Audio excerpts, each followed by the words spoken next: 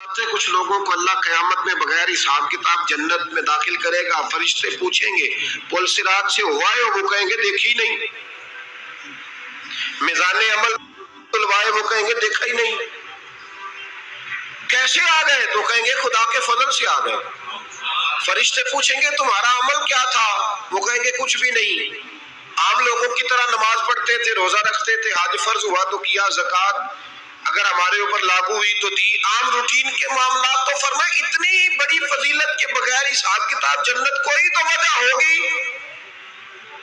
تو بندے عرض کریں گے وجہ ایک ہی تھی کہ رب جو ہمارے حق میں فیصلہ کرتا تھا ہم اس پر راضی ہو جایا کرتے. علامہ اقبال نے ایک بات لکھی ہے. اقبال کہتے ہیں جب میں لندن میں وکالت کرتا تھا تو ایک خاتون تھی، لیڈی بارنس اس کا نام تھا. چھوٹے موٹے مقدمات لے کے وہ میرے پاس آتی تھی. بی بی ایک ہوٹل چلایا کرتی تھی. اس کا خامن جو تھا وہ فوج میں ملازم تھا. اقبال نے خود لکھا ہے. اقبال فرماتے ہیں کہ ایک دن وہ خاتون پھر کسی کیس کے سلسلے میں میرے پاس آئی. تو جب وہ آئی تو اس نے نقاب اوڑھا ہوا تھا، برقع کیا ہوا تھا. تو چونکہ اس نے نقاب اوڑھا تھا مسلمانوں کی نشانی تھی. نقاب اوڑھنا کن کی نشانی ہے؟ اللہ آپ کو خوش رکھے. تو کہتے وہ نشانی چونکہ اہل اسلام کی تھی تو مجھے تجسس ہوا. میں نے کہا لیڈی خیریت ہے؟ میم صاحبہ یہ برقع پہنا ہوا ہے. تو کہنے لگی ہنس کے اقبال مجھے پکا یقین تھا کہ آپ ضرور پوچھیں گے. تو میں نے کہا اچھا تو یہ برقع؟ تو کہنے لگی الحمدللہ میں مسلمان ہو گئی. تو میں نے فوراً کہا کہ آپ کا شوہر تو فوج میں ملازم ہے، فوجی کے لیے بدلنا اور پھر ملکی قانون اور یہ چیزیں. تو کہنے لگی اس نے مجھے کیا کہنا تھا، وہ خود کلمہ پڑھ گیا. تو کہتی ہے میں اور متجسس ہوا. وہ کیس کی بات کرتی تو میرا تجسس بڑھ گیا. میں نے کہا تو کیس چھوڑ کے بتا کلمہ کیسے پڑھا. تو کہنے لگی اقبال اصل بات یہ ہے کہ میں نا بے اولاد تھی، خاوند بھی بڑے اچھے پیسے کماتا، میں خود بھی ہوٹل چلاتی، پر ڈپریشن اور ٹینشن اور بلا وجہ کی پریشانیاں جان نہیں چھوڑ. یہ ٹینشن اور ڈپریشن کا نا مجھے عربی ترجمہ کوئی نہیں ملا. یہ ڈپریشن اور ٹینشن کا نا میں نے تلاش کیا ہے لیکن مجھے عربی لغت کے اندر ان کے معنی مجھے لگتا ہے کہ اس زمانے میں یہ چیزیں تھی ہی نہیں. ہوتی تو ان کا کوئی نام بھی، یہ آج ہے نا تو اس لیے آج کے زمانے میں ہی نام ہے مفت کا، مفت کی پریشانی. تو کہتی ہے مجھے ٹینشن اور ڈپریشن رہتی تھی ہر وقت، بڑی میں پریشان رہتی تھی. میرے ساتھ ایک عجیب واقعہ ہوا کہ میرے ہوٹل میں نا ایک بابا جی برتن مانجتے تھے، بوڑھے آدمی تھے، 70 سال کے قریب عمر تھی. ان کا ایک بیٹا تھا، ایک بہو تھی، ایک پوتا تھا، لیکن وہ بیچارے بیٹا بیمار رہتا تھا تو لہٰذا وہ خود مزدوری کرتے. کہتے ایک دن وہ بابا جی میرے پاس آئے، کہنے لگے میم صاحبہ 2-4 دن کی چھٹی چاہیے. تو میں نے کہا خیریت ہے؟ کہنے لگے میڈم میرا بیٹا فوت ہو گیا. بیٹا، اب کو پتہ ہے باپ کا جنازہ پڑھنا آسان ہے، بیٹے کا جنازہ اٹھانا بڑا مشکل کام. کہتی ہے میں کچھ لکھ رہی تھی، میرے ہاتھ سے قلم گر گیا. میں نے خود گاڑی بھیجی، بابا جی گاؤں چلے گئے جہاں وہ رہتے تھے.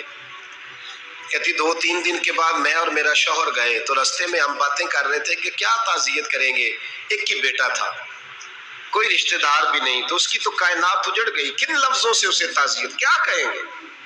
کہتے جب ہم گئے تو وہ ٹوٹی ہوئی چٹائی پہ بیٹھا تھا، کچھ لوگ قریب تھے. ہم نے جا کے کہا بابا آپ مسلمان ہیں، ہم آپ کو کیا نصیحت کریں، ایک ہی بیٹا تھا، کہ کس طرح کر کے ہم آپ کو تسلی دیں. تو کہتے اس نے آنکھیں کھولی، بوڑھی آنکھوں میں ایمان کی روشنی. کہنے لگا بی بی کیا تعزیت کی بات کرتی ہو، میں نے کوئی پیسے جمع کرا کے بیٹا لیا تھا، خدا نے فضل سے دیا تھا، عدل سے لے گیا ہے. میں اپنے رب کے فیصلے میں بڑا راضی ہوں، اللہ بڑا کریم ہے، وہ لے گیا، اس کا مال تھا. آپ یقین کریں ہمارے دیہاتی لوگ یہ کہا کرتے تھے، میں نے کانوں سے سنا ہے. ایک بوڑھے آدمی کا ایک دفعہ بیٹا فوت ہو گیا تو کسی نے اس سے کہا بابا چھوٹی عمر میں بچہ چلا گیا تو مجھے لفظ نہیں بولتے. کہنے لگے پتر اللہ دی فصل ہے، کچی بڈے تا نہیں ہو دی. سنے آپ نے بھی کبھی یہ فکرہ، کچی بڈے تے پکی لے جائے تے تاوی ہے جو ہو دی. تو جب اس کا جی چاہا وہ لے گیا. اللہ اکبر. وہ خاتون کہتی ہے کہ وہ بابا جی سے میں نے کہا کہ چلو آپ 1 مہینے کی چھٹی کر لے. تو کہنے لگا نہیں میڈم میں مسلمان ہوں، مفت کی روٹی نہیں کھاتا، مزدوری کر کے کھاتا ہوں، میں انشاءاللہ 2-3 دن کے بعد کام پہ آ جاؤں گا. کہتے ہیں وہ چند دنوں کے بعد آ گیا، اللہ کی قدرت کے ابھی 2-3 ماہ گزرے تھے پھر آیا، میڈم چھٹی چاہیے کچھ دنوں کی، میں نے کہا خیریت ہے؟ کہنے لگے وہ میری بہو بھی ہارٹ اٹیک سے فوت ہو گئی۔ کہتے اب میں بھی تڑپ گئی اور عیسائی ہو کہ میری آنکھوں میں آنسو آ گئے۔ میں نے کہا گھر کا دروازہ بند ہو گیا، اب یہ بیچارہ کیا کرے گا؟ وہ اپنے شوہر کے غم میں ہارٹ اٹیک سے فوت ہو گئی۔ کہتے ہم پھر 2-3 دن کے بعد تعزیت کے لیے گئے، پھر ٹوٹی ہوئی چٹائی، بوڑھا نہ اپنی انگلیوں سے زمین پر کچھ بنا رہا۔ کہتے قریب گئی اور میں نے جا کے کہا بابا اب تو تسلی آپ نے خود ہی کرنی ہے، جو نظام تھا وہ تو ہو گیا۔ تو کہتے ہیں پھر اس نے آنکھیں کھولی، آسمان کی طرف دیکھا تو کہنے لگا بیٹی کوئی پریشانی نہیں، میرا بیٹا بغیر شادی کے بھی تو فوت ہو ہی سکتا تھا نا، بس میرے مالک نے جب چاہا جیسے چاہ ہوا، میں انشاءاللہ 2-4 دن کے بعد کام پہ آؤں گا، یہ میرا 3-4-5 سال کا پوتا ہے ابھی اسکول داخل ہوا ہے، میں ساتھ لے آؤں گا، وہاں میرے ساتھ اوپر کوارٹر میں جہاں میں رہتا ہوں یہ بھی رہے گا۔ کہتی ہے میں سختے میں آ گئی اس کی کیفیت دیکھ کے، وہ پوتے کو ساتھ لے آیا۔ کبھی کبھی میں دیکھتی چھت پہ کھڑے ہو کے کہ دادا گھوڑا بنا ہوا ہے اور پوتا سواری کر رہا ہے، وہ سویرے اٹھتا اس کو سکول چھوڑ کے آتا، شام کو لے کے آتا، پیار کرتا، محبت کرتا۔ تیسری منزل پر ہم نے ایک کوارٹر دیا ہوا تھا، وہاں دادا پوتا رہتے۔ اللہ تو بڑا بے نیاز ہے۔ کہتی ہے اقبال ایک دن نا پوتا اوپر والی منزل پہ کھیل رہا تھا، اس کا پیر پھسلا، وہ گردن کے بل زمین پہ گرا، مجھے خبر ہوئی تو میں دوڑی، ایمبولینس منگائی، خون سے لتھڑے ہوئے اس بچے کو دادے نے اپنی گود میں رکھا، اور جب ہم ہسپتال کی طرف گئے تو ہاسپٹل بعد میں آیا، جناب اسرائیل پہلے آ گئے، اور کہتے ہیں وہ گود میں دم توڑ گیا۔ پھر دادے نے اسے اپنے ہاتھوں سے غسل دیا، پھر اس نے اپنے بوڑھے ہاتھوں سے قبر کھودی اور پھر مٹی ڈال کے کہنے لگا ان للہ و انا الیہ راجعون، جے سونا ہی میرے دکھ وچ راضی، جے سونا ہی میرے دکھ وچ راضی، پھر سکھ نو چلے ڈاواں۔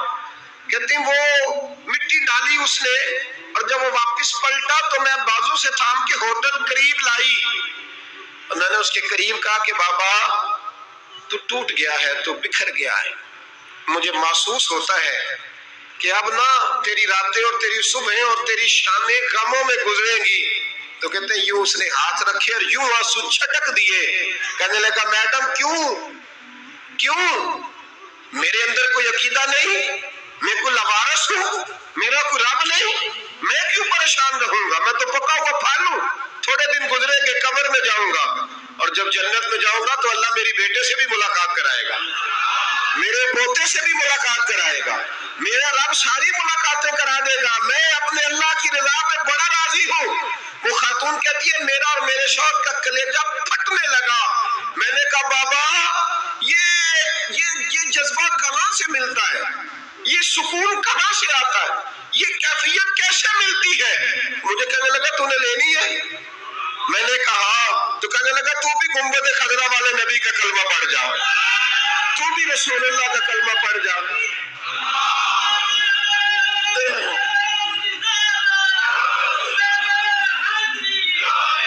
میرے محبوب کا کلمہ پڑھ، اللہ تجھے سکون عطا کرے۔ ایک حدیث نہ پڑھ لو مسلم شریف سے، بخاری سے ایک حدیث نہ پڑھ لو تاکہ یہ بات مضبوط ہو جائے۔ حضرت ابو طلحہ رضی اللہ تعالی، بیٹا شدید بیمار، مزدور آدمی تھے، کئی دنوں سے گھر تھے، بیوی کہنے لگی اگر آپ گھر میں بیٹھے رہیں گے تو کھائیں گے کہاں سے، جاؤ آپ مزدوری کرو، میں بیٹے کو دیکھتی ہوں۔ ابو طلحہ مزدوری کرنے چلے گئے، شام کو آئے تو بیٹا فوت ہو چکا تھا۔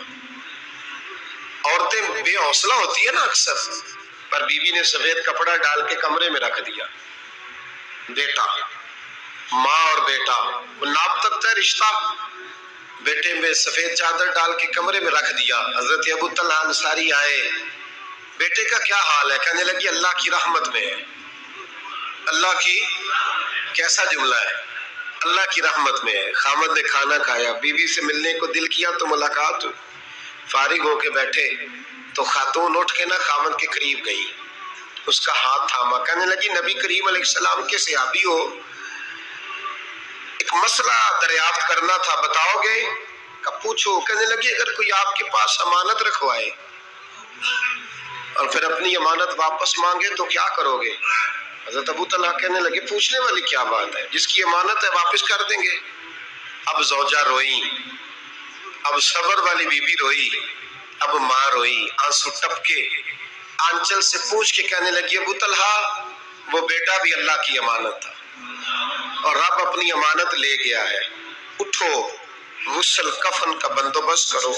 حضرت ابو طلحہ اٹھے، ہامتے کامتے ہاتھوں سے غسل کفن دیا، مسجد نبوی میں پہنچے، محبوب کی بارگاہ میں عرض کیا تو رسول کریم فرمانے لگے تیرے اور تیری بیوی کے عمل سے اللہ بھی بڑا راضی ہے، اللہ کے رسول بھی بڑے راضی ہیں اور اللہ تجھے برکت عطا کرے گا۔ صحابہ کہتے ہیں پھر اللہ نے انہیں 9 بیٹے عطا فرمائے، پھر اللہ نے انہیں اللہ کی رضا پہ راضی رہنا سیکھو، اللہ کے قریب چلے جاؤ گے، اللہ کی رضا پہ۔ حضرت سفیان ثوری دعا مانگ رہے تھے، یا اللہ راضی ہو جا، یا اللہ راضی ہو جا، یا اللہ راضی ہو جا، دعا مانگ رہے تھے۔ بی بی رابعہ بصری پردے کے پیچھے بیٹھی تھی، جب دعا لمبی ہو گئی تو کہنے لگی سفیان بس کر، کوئی اگلا لفظ بھی بول، بس کر۔ آپ فرمانے لگے تجھے کیا ہوا؟ تو کہنے لگی تو کب سے کہہ رہا یا اللہ راضی ہو جا، یا اللہ راضی ہو جا، پہلے اپنے دل پہ ہاتھ رکھ کے بتا تو اللہ سے راضی ہے؟ تو راضی ہے اللہ سے؟ تو روز نہیں کہتا پیسے نہیں ہے میرے پاس مجھے دے، تو روز نہیں کہتا یا اللہ فلانی چیز کوئی نہیں دے، اے اللہ فلاں کو دے دیا مجھے کیوں نہیں دیتا معاذ اللہ، تو روز شکوے نہیں کرتا؟ فرمایا پہلے تو راضی ہو جا۔ ترمذی شریف کی حدیث ہے، میرے نبی کریم علیہ السلام نے فرمایا تم اللہ کے دیے ہوئے تھوڑے رزق پہ راضی ہو جاؤ، اللہ تمہاری تھوڑی عبادت سے راضی ہو جائے۔